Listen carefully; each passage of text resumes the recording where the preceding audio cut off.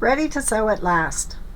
The very first thing we have to do is set up our stitch. So we're going to come over here to the stitch selection dial, and all of the stitches on the machine are shown here on this dial.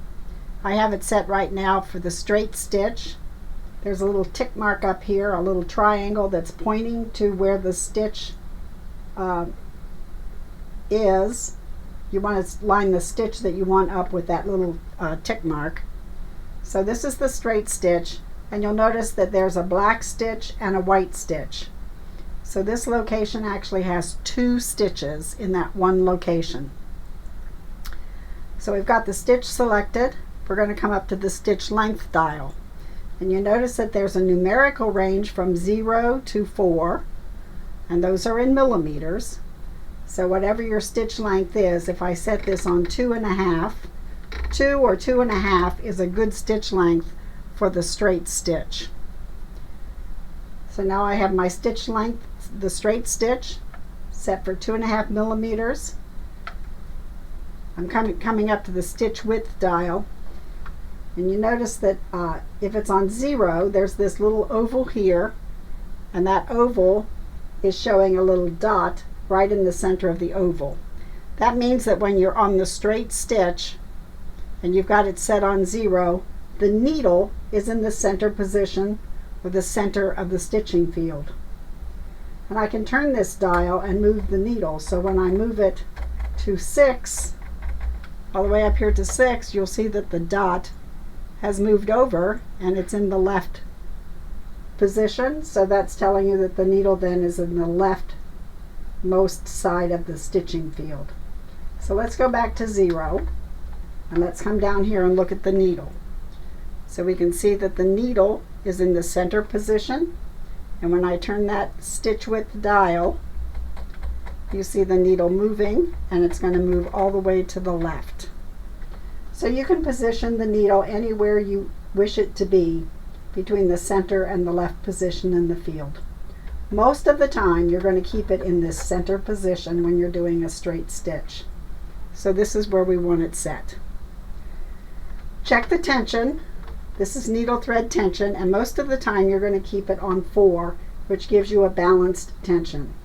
Balanced tension means that needle thread does not show on the back of the fabric, and bobbin thread does not pull up and show on the front of the fabric. In other words, on the top of the fabric you're only going to see needle thread, and on the back of the fabric you're only going to see bobbin thread. Okay, so we have our stitch set up with tension at 4, stitch width at 0, stitch length at 2.5, and the straight stitch in place. We'll start sewing by tucking the threads underneath the foot and pulling them to the back of the machine like so. Now I like to start by putting my needle down in the fabric, down in the down position, and I'm going to put my fabric underneath the foot, and I'm going to keep this edge aligned with that 10 millimeter mark that we talked about that's on the foot. As I said, I like to start with the needle down. That's my personal preference. You might like to do it a little differently. But I'm going to put the presser foot down, and I might hand turn the needle to take one step onto the fabric. And then I'm ready to start to sew. You do have to hold the fabric with your hands to guide it.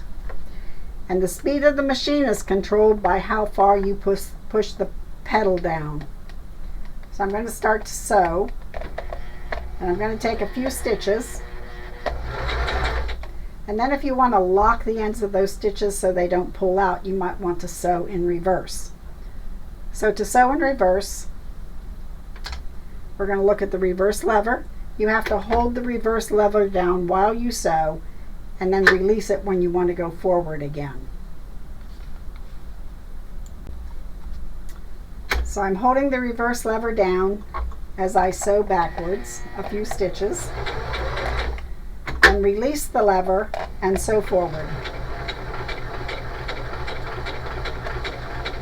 All the while keeping the edge of the fabric aligned with my guideline.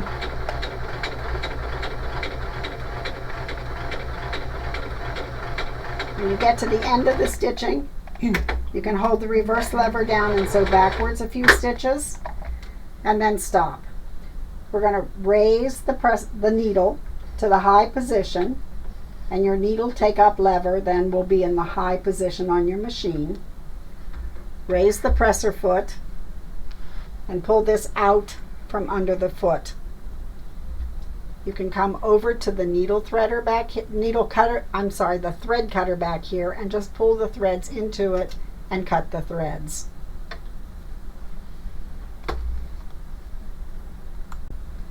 And here is our nice uniformly sewn seam.